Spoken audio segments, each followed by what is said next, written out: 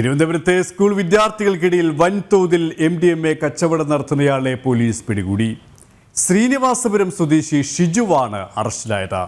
നേരത്തെ സമാന കേസിൽ അറസ്റ്റിലായ പ്രതിയിൽ നിന്നാണ് പോലീസിന് ഷിജുവിനെ കുറിച്ചുള്ള വിവരങ്ങൾ ലഭിച്ചത്.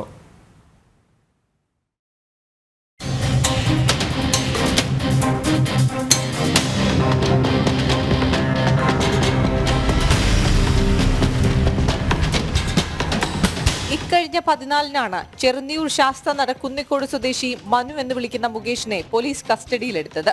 നിരന്തരം സ്കൂളുകളും കോളേജുകളും കേന്ദ്രീകരിച്ച് ഇയാൾ MDMA വിദ്യാർത്ഥികൾക്ക് വിൽക്കുന്നു എന്ന രഹസ്യവിവരം പോലീസിന് ലഭിച്ചതിന്റെ അടിസ്ഥാനത്തിലായിരുന്നു നടപടി. ഇയാളെ ചോദ്യം ചെയ്തതിൽ നിന്നാണ് ശ്രീനിവാസപുരം സ്വദേശി ഷിജുവിനെ കുറിച്ചുള്ള വിവരം പോലീസിന് ലഭിച്ചത്.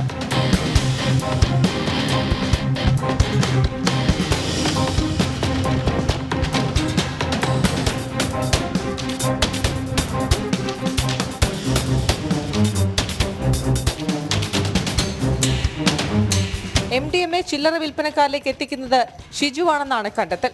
കുട്ടികളെ തട്ടിക്കൊണ്ടുപോകൽ, കൊലപാതക ശ്രമം, അടിപിടി തുടങ്ങിയ നിരവധി കേസുകൾ പ്രതിയാണ് ഇയാൾ. തിരുവനന്തപുരം റൂറൽ ജില്ലാ പോലീസ് മേധാവി കിരൺ നാരായണന്റെ നേതൃത്വത്തിലായിരുന്നു പരിശോധന. പ്രതിയെ റിമാൻഡ് ചെയ്തു.